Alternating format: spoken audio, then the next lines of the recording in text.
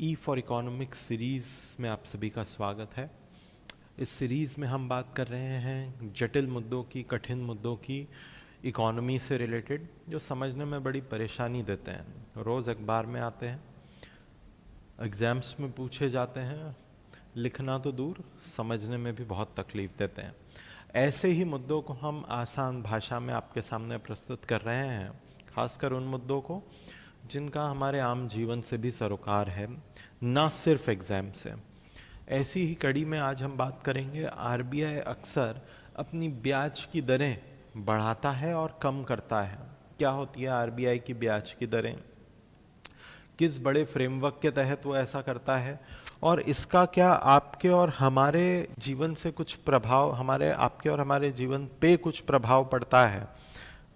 इन सब मुद्दों पर आज हम तफसील से बात करेंगे कि what are the various tools of RBI under its monetary policy domain. Without taking any of your further precious time, let me move towards the part. News में क्यों था? न्यूज़ में इसलिए था क्योंकि आरबीआई ने फरवरी 2025, फिर अप्रैल 2025 और अब जून 2025, इन तीनों वक्त पर अपनी ब्याज की दरें घटाई है। फरवरी 2025 में आरबीआई ने 0.25 परसेंटेज पॉइंट से अपनी इंटरेस्ट रेट्स कम करी थी। फिर अप्रैल 2025 में वापस 0.25 परसेंटेज पॉइंट से, और अभी जून 2025 में 0.5 परसेंटेज पॉइंट से। अखबार के पहले पन्ने पर, सभी अखबार के, कोई एक्सेप्शन नहीं लगा रहा हूँ, सभी अखबारों के फ्रंट पेज पर खबरें थी कि आरबीआई ने अपनी रेपो रेट कम करी। RBI reduces it's repo rate by 0.5 percentage point कह लूँ या फिर 50 बेसिस पॉइंट कह लूँ, एक ही बात है। अब क्या होती है आरबीआई की ब्याज की दर, और इसका क्या आपके किश्त पे कोई प्रभाव पड़ता है? आपके घर लेने के सपने पे, गाड़ी लेने के सपने पे कोई प्रभाव पड़ता है? हाँ, इस चीज़ को समझने के लिए let us first understand what is this rate. यहाँ पर एक वर्ड हमने इस्तेमाल करा है, रेपो रेट। अब अगर आप आरबीआई के फंक्शंस कहीं पढ़े होंगे आपने, तो आपको इतना तो आम जीवन में आसपास देखकर भी महसूस होता हो कि आरबीआई के कुछ काम इस प्रकार हैं। आरबीआई नोट छापने का काम करता है, उसमें एक्सेप्शन है, उस पर नहीं जाएंगे। कुल मिला के नोट छापने का एक काम करता है। बैंकर्स का बैंक है, जो सुविधा हमारे बैंकर्स हमें देते हैं वही सुविधा आरबीआई बैंक्स को देता है।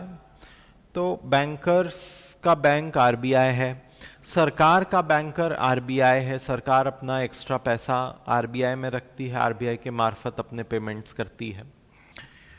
और आरबीआई बाजार में पैसे की सप्लाई का कंट्रोलर है। आरबीआई के हाथ में है रिमोट कंट्रोल कि किस रफ्तार से कितना पैसा, कितना सस्ता और कितना महंगा पैसा बाजार में घूमेगा। रिमोट का एक बटन दबाएंगे, एक टूल दबाएंगे तो पैसा महंगा हो जाएगा, कम हो जाएगा। दूसरा टूल दबाएंगे, दूसरा बटन दबाएंगे तो पैसा ज़्यादा घूमेगा और कम ब्याज पर मिलेगा, मतलब पैसा सस्ता हो जाएगा। कौन से हैं आरबीआई के पास मौजूद ये टूल्स जिनके माध्यम से आरबीआई बाजार में पैसे की सप्लाई को, उसकी कीमत को, पैसे की कीमत मतलब उस पर लगने वाला ब्याज, उसे बढ़ाता है और कम करता है। अब आप ऐसा समझिए कि आरबीआई ने अपना प्रिंटर चालू करा है और पहला 100 का नोट छापा है। अब ये 100 का नोट तो छप गया, अब जनता तक पहुंचाना है। क्या माध्यम हो सकता है? सुपर सिंप्लीफाइड भाषा में ऐसा सोचिए कि आरबीआई इस 100 के नोट को एक बैंक को दे देता है, पर फ्री में दे देगा क्या? नहीं देगा फ्री में। कौन आज के युग में पैसा फ्री में देता है? तो आरबीआई बैंक को बोलेगा, यार ये ले 100 रुपया, आगे चलाना, तेरा भी मुनाफा कमाना उस पर, लेकिन मैं तुझे 100 रुपया दे रहा हूं तो मुझे क्या देगा इसके बदले? बैंक बोलता है ब्याज दूंगा। अच्छा, तो आरबीआई ने बोला ठीक है, मैं ब्याज तुझसे मांगता हूं 6%। मतलब क्या? आरबीआई ने एक प्रकार से 100 का नोट बैंक को दिया है और उससे बोला है कि तू मुझे 106 रुपए वापस रिटर्न करियो, 6 रुपए का ब्याज और 100 रुपए का मूल। बैंक बोलता है ओके डन। अब इस 100 रुपए को लेकर बैंक बाजार में घूमेगा और किसी को उधारी दे देगा। पर्सन ए मिला, उसे इसने उधारी दे दी, पर ऑब्वियसली बैंक को भी अपने खर्चे चलाने हैं, किराया भरना है, बिजली का बिल भरना है, एटीएम चलाना है, उसके अंदर एसी चलाना है, उसके अंदर लोग आएंगे उनको रिसिप्ट देनी है, एक्सेट्रा। ये खर्चे हैं बैंक के। अब बैंक बोलता है कि यार 6 रुपए के ब्याज पर आरबीआई से लेकर आया हूं, तो आगे कम से कम 10 रुपए पर तो चलाऊंगा। मतलब अंतिम जनता को जब पैसा मिलता है तो वो 10% ब्याज पर मिलता है। 6% ब्याज पर आरबीआई लेकर आया, 10 पे जनता को दे, 6% ब्याज पर बैंक लेकर आया आरबीआई से और 10 पर जनता को दे दिया, तो 4% बैंक का मुनाफा। ये जो ब्याज आरबीआई ने चार्ज करा है बैंक को 6%, इसी को हम कहते हैं रेपो रेट। कल को ऐसा भी हो सकता है कि आरबीआई आर्थिक स्थितियों को देखकर रेपो रेट कम कर दे या बढ़ा दे, दोनों ही सिनेरियो समझते हैं। मान लीजिए कोई ऐसी स्थिति आई है कि बाजार में लोग लोन ही नहीं ले रहे हैं, कार ही नहीं बिक रही है, कपड़े ही नहीं बिक रहे हैं, जूते ही नहीं बिक रहे हैं, तेल साबुन शैम्पू भी नहीं बिक रहा है। अभी क्या करें? अभी आरबीआई को लगता है कि जनता के हाथ तक सस्ता पैसा पहुंचाने की आवश्यकता है। कौन पहुंचाता है जनता तक पैसा? आरबीआई खुद तो नहीं जाता, बैंक जाता है। और बैंक पैसा कहां से लाया है? वो पैसा, पहला नोट जो छपेगा वो बैंक तक फ्री में नहीं पहुंचेगा, उस पर ब्याज चार्ज होगा। तो बैंक को जो लागत लगेगी उस पर थोड़ा अपना मुनाफा जोड़ के आगे जनता तक पहुंचाता है वो। तो आरबीआई काम करता है, अगला 100 का नोट इस बार जब छापेगा मंदी के माहौल में, बैंक को देगा और बोलेगा भैया बैंक इस बार 6% ब्याज मत देना, 4% ब्याज दे देना। तो बैंक के लिए तो सस्ता पैसा मिल गया बैंक को। तो बैंक आगे जो 10% पे चलाता था अब 8% पे चलाएगा। तो अब 8% पर ज्यादा लोग इच्छुक होंगे लोन लेने के लिए बैंक से। एक नई कार, एक नया घर, एक नया बंगला, एक नया टूर, एक नया ट्रैवल, एक नया टूरिस्ट डेस्टिनेशन, एक नया कपड़ा, एक नई मूवी। आप बोलेंगे मूवी तो लोन लेकर नहीं जाते सर, एक कपड़ा तो लोन लेकर नहीं खरीदते। फिर मूवी जाना, कपड़ा खरीदना, पॉपकॉर्न खाना, रेस्टोरेंट में खाना, ये भी क्या ब्याज की दरों से इंपैक्ट होता है? बिल्कुल। ऐसा समझिए कि जब घर की और कार की किश्त कम हो गई, क्योंकि जो लोन लिया था उस पर ब्याज कम है, तो घर की और कार की जब किश्त कम हो गई तो कुछ एक्स्ट्रा पैसा बचा है हाथ में, तो शायद एक कैरेमलाइज्ड पॉपकॉर्न ले लेंगे, एक मूवी ज्यादा जाएंगे, एक नया कपड़ा ज्यादा खरीदेंगे। तो दैट्स वाई पूरा कंजम्पशन देश का, चाहे वो लोन लेकर हो या बिना लोन लेकर, वो इंपैक्ट होता है जब आरबीआई अपने ब्याज की दरें कम करता है या बढ़ाता है। जब आरबीआई ब्याज की दरें कम करेगा तो बैंक को सस्ता लोन मिलेगा आरबीआई से, और बैंक आम जनता को सस्ता लोन देगा। आम जनता की जेब में कुछ एक्स्ट्रा पैसा बचेगा जिसे वो कंजम्पशन पे लगा सकते हैं या इन्वेस्टमेंट पे, जो उनकी इच्छा हो। एंड वाइस वर्सा, आरबीआई को कल को लगे कि बहुत महंगाई है भाई, हर कोई नया गाड़ी बंगला खरीद रहा है, ईंट की डिमांड कर रहा है, स्टील की डिमांड कर रहा है, सीमेंट पेंट की डिमांड कर रहा है, कार की डिमांड कर रहा है, बहुत महंगाई है, इतना प्रोडक्शन नहीं कर सकते इतनी जल्दी जितनी डिमांड क्रिएट हो गई है। महंगाई हद से ज्यादा हो गई है क्योंकि लोग बहुत डिमांड कर रहे हैं। एक काम करो, बैंक को बोलो कि अगला 100 का नोट लेने आएगा तो ब्याज महंगा कर रहा हूं 20%। इतना होता नहीं है, मैं सिर्फ समझाने के लिए बोल रहा हूं। अब बैंक अगर 20% पर आरबीआई से पैसा लेकर आ रहा है तो आगे कम से कम 25-30 पर तो चलाएगा, और जब आम जनता को लोन देगा 30% पर, आम जनता बोल देगी नहीं खरीदना घर और नहीं खरीदना कार, चुपचाप बैठे रहो। मार्केट में जो अत्यधिक डिमांड हो रही थी वो कूल ऑफ हो जाएगी और महंगाई कम हो जाएगी। मतलब रेपो रेट को बढ़ाकर आरबीआई ने डिमांड खत्म कर दी, इस कारण से बाजार में महंगाई कम हो जाएगी, और रेपो रेट को कम करके बैंक द्वारा दिया जाने वाला लोन सस्ता कर दिया, इस कारण से नई डिमांड क्रिएट हो जाएगी। तो अर्थव्यवस्था के क्या हालचाल हैं इस पर निर्भर करेगा कि आरबीआई रेपो रेट, ब्याज को बढ़ाए या कम करे। यह सबसे प्रमुख टूल है आरबीआई की मॉनेटरी पॉलिसी का। अब बात ऐसी है कि रेपो रेट एकमात्र टूल नहीं है। रेपो रेट जैसे और भी कुछ टूल हैं जो बाजार में पैसे की सप्लाई को बढ़ाते या कम करते हैं, और आरबीआई इन टूल्स का इस्तेमाल करके बाजार में पैसे को फ्लड कर सकता है या खींच सकता है। एक एक करके इन टूल्स पर हम बात करेंगे। हाँ, सबसे प्रमुख टूल तो रेपो रेट ही है। मॉनेटरी पॉलिसी, भारत में मॉनेटरी पॉलिसी का जो प्रमुख रेट है रेपो रेट, वो तय करने का अधिकार मई 2016 तक आरबीआई गवर्नर के पास था।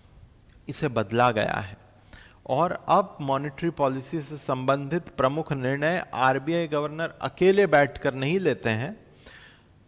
मॉनेटरी पॉलिसी से संबंधित प्रमुख निर्णय अब एक कमिटी बैठकर लेती है। कमिटी का नाम है मॉनेटरी पॉलिसी कमिटी, जो कि आरबीआई एक्ट 1934 में 2016 में अमेंडमेंट करके बनाई गई है bye inserting a new section 45ZB in RBI Act 1934. Under this, monetary policy committee is formed, and monetary policy committee decides on various key rates and उसको अधिकार दे दिया कि भाई तुम रेपो रेट तय करना, रिवर्स रेपो रेट तय करना, एसडीएफ तय करना, ऐसे टूल्स हैं, हम इन पर पढ़ेंगे अभी थोड़ी देर में। लेकिन जब इतने अधिकार दे दिए तो फिर जिम्मेदारी भी देनी होगी। साथ में उसको एक जिम्मेदारी भी दी है। जिम्मेदारी दी है कि वो महंगाई जो भारत में है वो सालाना तौर पर 2 से 6% के बीच में ही रहनी चाहिए।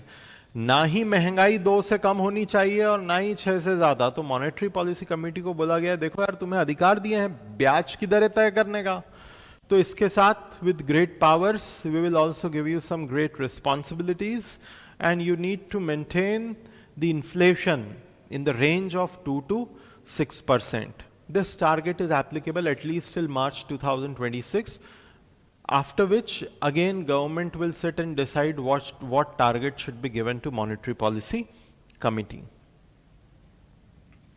So I hope you understood कि भारत में monetary policy कौन तय करता है, कौन लोग बैठते हैं इसमें। तो बात ऐसी है कि मॉनेटरी पॉलिसी कमिटी में 3 लोग सरकार की तरफ से आते हैं और 3 लोग आरबीआई की तरफ से। सरकार की तरफ से कौन आता है? कोई मंत्री संदरी अफसर नहीं, सरकार 3 एक्सपर्ट्स को भेजती है जो बिजनेस, फाइनेंस, इकोनॉमिक्स के माहिर हों। 3 लोग आरबीआई की तरफ से कौन आते हैं? गवर्नर आते हैं, डेप्यूटी गवर्नर आते हैं और एक आरबीआई के अफसर आते हैं। ये 6 लोग बैठकर भारत में क्या रेपो रेट रहे इसका निर्धारण करते हैं। फिलहाल हर 2 महीने में एक बार बैठते हैं और महंगाई है ज़्यादा या जीडीपी कम बढ़ रही है, इसके आधार पर रेपो रेट को बढ़ा देंगे या कम कर देंगे रिस्पेक्टिवली। अब बात यह है कि ये निर्णय कैसे लेते हैं। ये कंसेंसस से निर्णय नहीं लेते। कंसेंसस मतलब सहमति नहीं, क्योंकि मतभेद हो सकते हैं भाई। तो 6 लोग वोट करते हैं और जिस पक्ष में मेजॉरिटी 4 की बात जहां होगी वो बात मानी जाएगी। जैसे 2 लोग बोल रहे हैं रेपो रेट कम करना है लेकिन 4 लोग बोल रहे हैं बढ़ाना है, तो फिर बढ़ेगा भैया रेपो रेट। तो मतलब it works on the principle of majority. लेकिन चूंकि इवन मेंबर्ड कमिटी है, टाई हो सकता है। In case of a tie governor will cast a casting vote. Governor does not has a veto. 4 लोगों के मत को गवर्नर पलट नहीं सकते, लेकिन जब टाई होगा तब गवर्नर की ही बात मानी जाएगी, ऐसा समझिए आप। Governor is also the chairman of this committee. Committee बाजार में पैसे की सप्लाई को मैनेज करती है और इसके लिए कमिटी ने 3 प्रमुख औजारों की धार तेज करी है। एक प्रकार से थोड़ी एकेडमिक भाषा में बोलूं तो लिक्विडिटी को एडजस्ट करती है बाजार में कमिटी 3 प्रमुख औजारों से। सबसे प्रमुख रेपो रेट जो अभी मैंने आपको समझाया। बाकी 2 पे भी बात कर लेते हैं हाथों हाथ। तो एक तो रेपो रेट है, एक है मार्जिनल स्टैंडिंग फैसिलिटी, सब समझा दूंगा अभी, और एक है स्टैंडिंग डिपॉजिट फैसिलिटी। ये तीनों को मिलाकर, इन तीनों को मिलाकर ही नाम दिया गया है कि monetary policy committee liquidity adjustment facility को मैनेज करते हुए बाजार में पैसे की सप्लाई को बढ़ाती है या कम करती है। ये सब ब्याज की दरें ही हैं, कुछ पैसे पर ब्याज लगेगा, कुछ एमएसएफ का ब्याज होगा, कुछ रेपो रेट का होगा, कुछ एसडीएफ का होगा, ये सब समझेंगे हम आगे। ठीक, रेपो रेट मैंने आपको बताया सबसे प्रमुख बेंचमार्क है। रेपो रेट के तहत अगर कोई कमर्शियल बैंक उधारी लेता है तो उसको कुछ गिरवी रखना पड़ता है आरबीआई के पास। आमतौर पर ये गवर्नमेंट सिक्योरिटीज या आरबीआई रिकॉग्नाइज सिक्योरिटीज होती हैं। भाई गिरवी रखो और जो ब्याज आरबीआई ने बोला है उस ब्याज पर उधारी ले जाओ और तय वक्त पर आओ, वापस चुका दो। चूंकि कुछ गिरवी रखा जाता है इसलिए रेपो रेट की उधारी को हम कहते हैं कि भाई सिक्योर्ड लेंडिंग है। अनसिक्योर्ड लेंडिंग मतलब ऐसी उधारी जो बिना कुछ गिरवी रखे दी जाए। लेकिन रेपो रेट के तहत आरबीआई जब उधारी देता है बैंक को तो बैंक को बोलता है कि भाई बैंक कुछ गिरवी रख मेरे पास, तो बैंक आमतौर पर उसकी गवर्नमेंट सिक्योरिटीज गिरवी रख देता है और इसके बदले जितने रुपए की गवर्नमेंट सिक्योरिटी है उतने रुपए की उधारी आरबीआई बैंक को लगभग दे देगा। एक दूसरे टूल पे बात करते हैं, वो है स्टैंडिंग डिपॉजिट फैसिलिटी। पहला टूल था रेपो रेट, दूसरे टूल पे बात कर रहे हैं स्टैंडिंग डिपॉजिट फैसिलिटी। अब ये क्या होता है, देखिए जिस प्रकार बैंक आरबीआई से उधारी लेकर आया है, अब मामले को आप घुमा दीजिए। ऐसा हो सकता है कि बैंक के पास बहुत पैसा जमा हो और बैंक बोल रहा हो कि यार उधारी देने के लिए अभी उपयुक्त माहौल नहीं है, तब बैंक अपना एक्सेस कैश आरबीआई के पास जमा रख सकता है और इस पर आरबीआई बैंक को ब्याज देता है। ये जो ब्याज बैंक रिसीव करता है आरबीआई से, वो इसी फैसिलिटी स्टैंडिंग डिपॉजिट फैसिलिटी के तहत रिसीव करता है। कितना रिसीव करता है, जो भी रेपो रेट होगी उससे 0.25 परसेंटेज पॉइंट कम। जैसे फिलहाल आपको पता है कि आरबीआई ने, मैंने शुरुआत में बोला कि रेपो रेट को घटाया है और फिलहाल रेपो रेट 5.5 परसेंटेज है। जो स्टैंडिंग डिपॉजिट फैसिलिटी के तहत ब्याज की दर आरबीआई बैंक को पे करेगा वो इससे 0.25 परसेंटेज कम होगी। तो standing deposit facility is generally less than, is always less than repo rate. Repo currently is 5.5%, so SDF is 5.2%। अब एसडीएफ ने अप्रैल 2022 से रिवर्स रेपो रेट को रिप्लेस कर दिया है। अब रिवर्स रेपो रेट क्या होता है, सेम थिंग है। बैंक के पास एक्सेस कैश पड़ा है, आरबीआई के पास जमा कर दो, इस पर आरबीआई बैंक को ब्याज पे करेगा। तो आप बोलेंगे दोनों में अंतर क्या है? एक अंतर है, जब रिवर्स रेपो रेट के माध्यम से बैंक आरबीआई के पास पैसा जमा करेगा तब आरबीआई कुछ गवर्नमेंट सिक्योरिटीज भी बैंक को दे देगा गिरवी के तौर पर कि भाई तू मुझ पर विश्वास करके पैसा जमा कर रहा है, मैं तुझे गवर्नमेंट सिक्योरिटीज गिरवी रख देता हूं। ये सिक्योर्ड डिपॉजिट है। लेकिन एसडीएफ के तहत आरबीआई बैंक को कोई गवर्नमेंट सिक्योरिटीज गिरवी नहीं रखेगा और एसडीएफ के तहत बैंक जाकर आरबीआई के पास सिर्फ पैसा रखाएगा। एसडीएफ के तहत कोई कोलैटरल जमा नहीं करता आरबीआई बैंक को। रिवर्स रेपो रेट के तहत आरबीआई बैंक के पास कोलैटरल जमा करता है। दोनों की दरें सेम होती हैं, फिलहाल सेम है। तो मैं ऐसा कह सकता हूं कि बीच में मैं रेपो रेट को रखूं जो कि 5.5% है और नीचे में रिवर्स रेपो रेट जो होता था उसको रखूं। लेकिन अब रिवर्स रेपो रेट की जगह जो प्राइमरी टूल हो गया है वो स्टैंडिंग डिपॉजिट फैसिलिटी हो गया है और उसके ब्याज की दर 5.25%। तो ये एक कॉरिडोर बन रहा है लिक्विडिटी को मैनेज करने का। जो मैंने आपको बताया था लिक्विडिटी एडजस्टमेंट में क्या टूल्स हैं, उसमें एक रेपो रेट है, एक स्टैंडिंग डिपॉजिट फैसिलिटी है। यहां पर वही सब बातें बताई हैं जो मैं आपको बता चुका हूं। दूसरा मार्जिनल स्टैंडिंग फैसिलिटी। 2011 में क्या हुआ था, 2011 में टूल लॉन्च हुआ है कि एक बैंक दूसरी बैंक से जो छोटी अवधि की उधारी लेता था वो उधारियां सूख गई, ड्राई हो गई। एक बैंक दूसरे को उधारी नहीं दे रहा था या बहुत कम दे रहे थे, जो भी ट्रस्ट इश्यूज हों। इस कारण से जो एक बैंक दूसरे को उधारी देने पर जो ब्याज चार्ज करता है वो ब्याज शूट अप हो गया, बहुत बढ़ गया।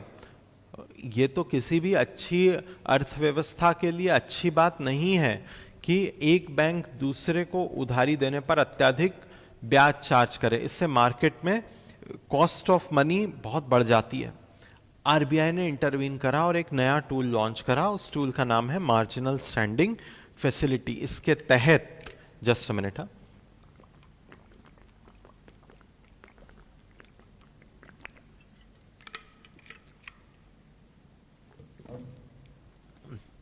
इसके तहत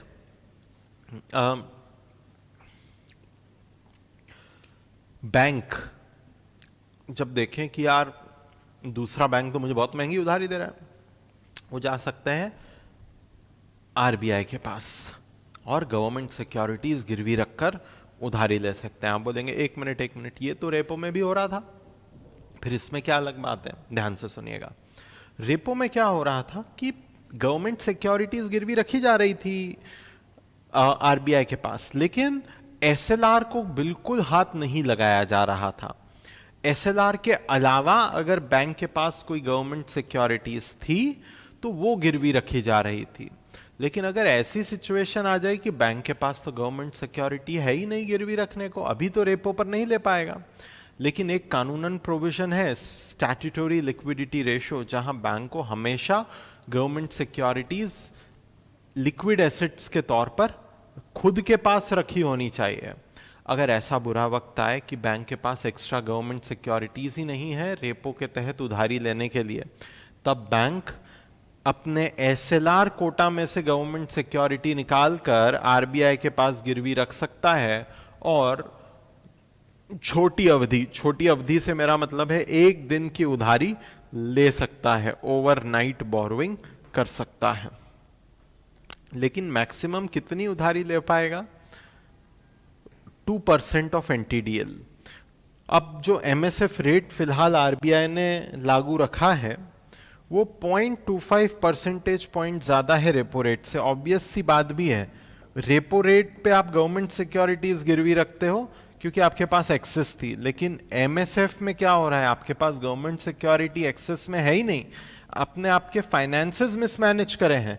इस कारण से आप पर आरबीआई एक्स्ट्रा ब्याज चार्ज करता है। तो अगर फिलहाल आज कोई बैंक एमएसएफ के तहत उधारी लेने जाएगा तो उसको 5.75% ब्याज देना होगा एक दिन के हिसाब से, जो भी पर डे का बैठेगा। 365 दिन का है तो एक दिन का जो भी बैठेगा वो देना होगा। तो मैं ऐसा भी कह सकता हूं यार अब कि जो लिक्विडिटी एडजस्टमेंट फैसिलिटी है उसके तहत निचले स्तर पर स्टैंडिंग डिपॉजिट फैसिलिटी आ गई है 5.25%, बीच में रेपो रेट आ गया है 5.5% और सबसे ऊपर एमएसएफ आ गया है 5.75%।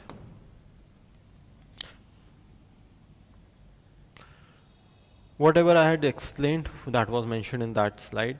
अगेन मैंने सारी चीज़ें समझा दी है कि भाई लिक्विडिटी एडजस्टमेंट फैसिलिटी किस प्रकार से काम करती है इन 3 टूल्स के माध्यम से।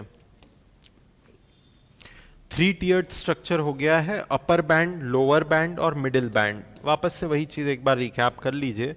अपर बैंड होगा एमएसएफ, मिडिल बैंड अपना रेपो होगा और लोअर बैंड अपना स्टैंडिंग डिपॉजिट फैसिलिटी होगा, जो पहले रिवर्स रेपो रेट हुआ करता था। एमएसएफएस सीलिंग क्योंकि एमएसएफ अपर बैंड है और एसडीएफएस फ्लोर स्टैंडिंग डिपॉजिट फैसिलिटी, निचला रेट लिक्विडिटी मैनेज करने का एसडीएफ है।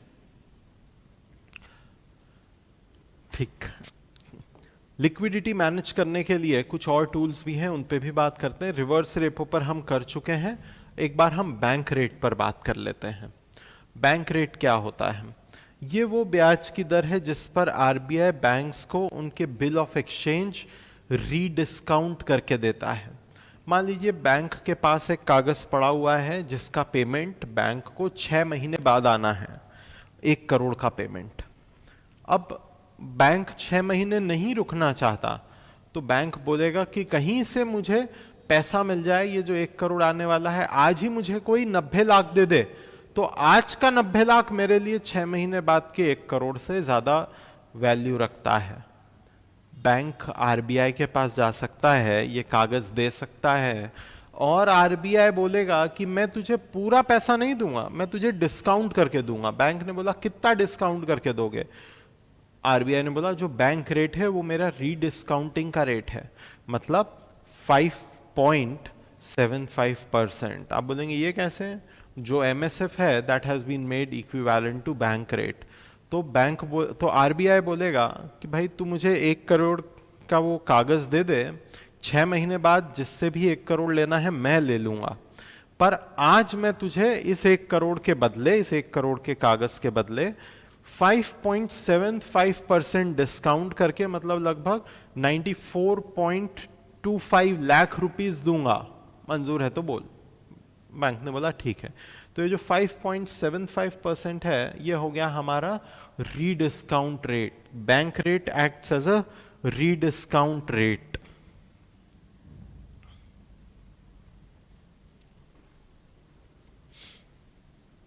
रिवर्स रेपो हम पहले ही समझ चुके हैं।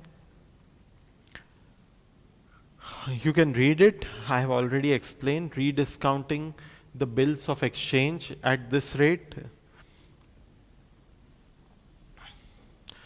एक और काम है इसका जो यहां लिखा है कि अगर कोई बैंक अपने सीआरआर और एसएलआर के टारगेट्स को पूरा ना कर पाए तो उस पर जो पेनल्टी रेट चार्ज करता है RBI, that is equivalent to bank rate. ऐसा समझिए बैंक को रखना था 100 रुपए आरबीआई के पास सीआरआर के तौर पर, लेकिन रखा उसने 90 रुपए ही, तो जो 10 रुपए का शॉर्टफॉल है उस पर 5.75% का पेनल्टी रेट चार्ज होगा।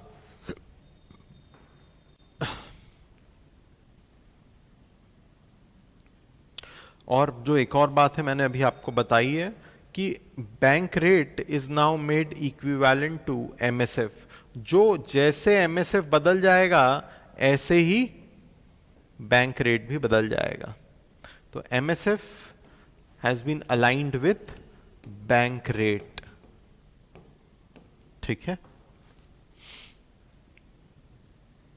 कुल मिलाकर अगर मैं बैंक रेट के मुद्दे को समराइज करूं, let me go back and let me summarise here.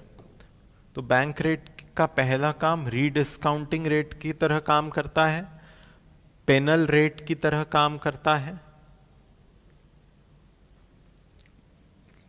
और एक और चीज हमने देखी कि it has been aligned with, जो एमएसएफ होगा वही बैंक रेट हो जाएगा।